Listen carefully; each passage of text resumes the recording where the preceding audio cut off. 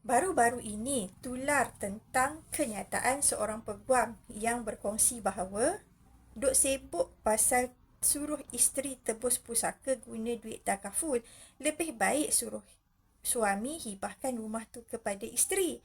Betul ke kenyataan peguam ni? Baik, betul atau tidak? Jom kita tengok contoh kes untuk lebih membantu tuan-tuan dan puan-puan faham tentang situasi ini.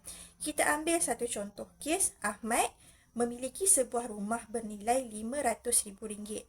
Ahmad telah pun berkahwin, mempunyai seorang isteri, seorang anak lelaki, seorang anak perempuan, ibu dan juga ayah. Jadi, seandainya berlaku kematian ke atas Ahmad, berapakah bahagian faraid yang akan diwarisi oleh setiap daripada waris ini? Yang pertama, isteri dapat 1/8 bersamaan dengan 9/72. Kemudian, ibu dan ayah mewarisi 1/6 setiap seorang kerana Ahmad mempunyai anak.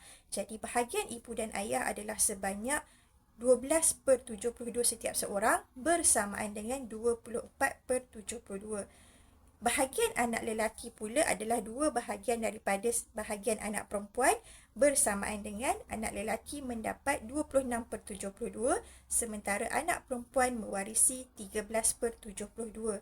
Jadi, kalau kita tengok kepada pecahan ni kita tak nampak sangat nilai kan? Jom kita tengok berdasarkan nilai rumah 500,000 yang ditinggalkan oleh Ahmad tadi.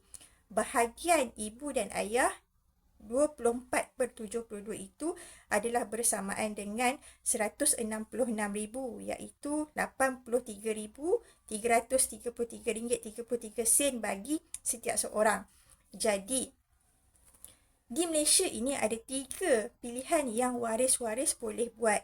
Yang pertama adalah kemungkinan ibu dan ayah Ahmad ini nak melepaskan hak terus kepada menantu dan juga cucu-cucu. Bermaksud, nama dalam geran pun mereka tak nak, duit pun mereka tak nak. Mereka melepaskan hak secara total. Jadi, dalam keadaan ini, waris-waris Ahmad iaitu isteri dan anaknya tidaklah perlu membuat apa-apa bayaran kepada ibu dan ayah tadi. Tetapi, statistik menunjukkan bahawa berapa banyak kes macam ni.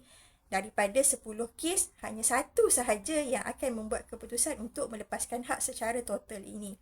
Situasi yang kedua adalah ibu dan ayah Ahmad tidak mahu nama mereka dimasukkan dalam geran. Mereka nak lepaskan hak kepada menantu dan cucu mereka.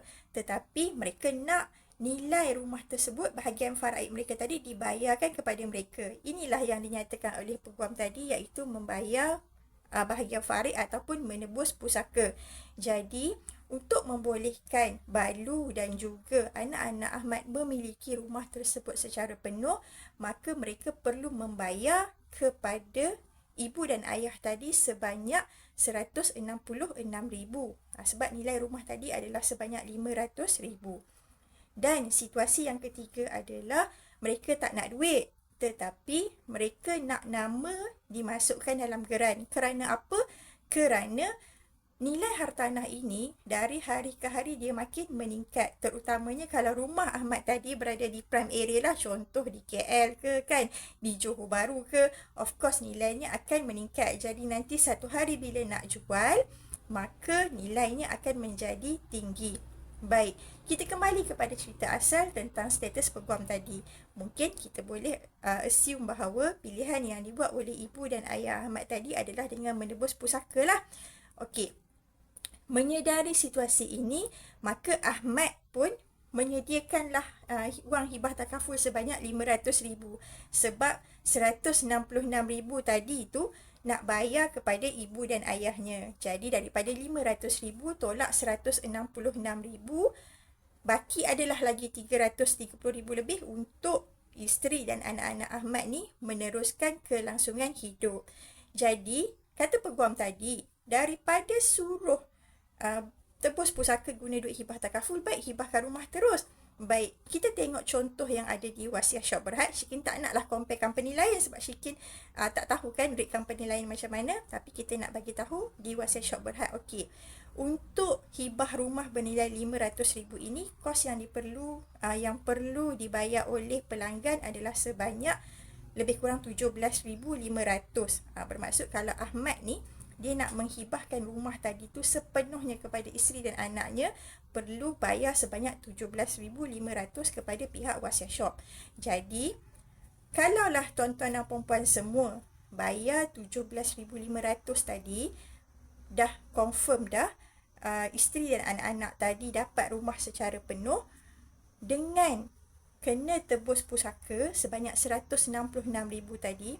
Yang mana lebih jimat sebenarnya? 17,500 ke 166,000 lagi jimat? Boleh kira sendiri kan? Jadi kat sinilah betul ke tidak apa yang Peguam tadi cakap?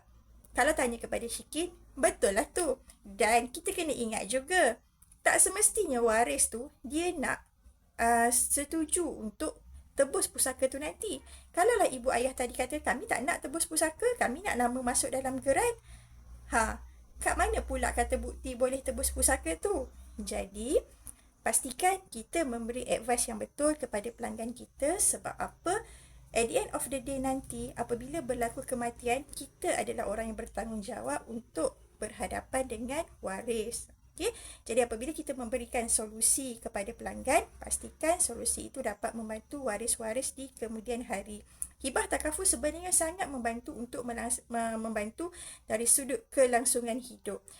Tapi dari sudut untuk menebus pusaka ini, kita hanya boleh tahu apabila berlaku kematian nanti. Kerana pilihan untuk tebus ataupun nak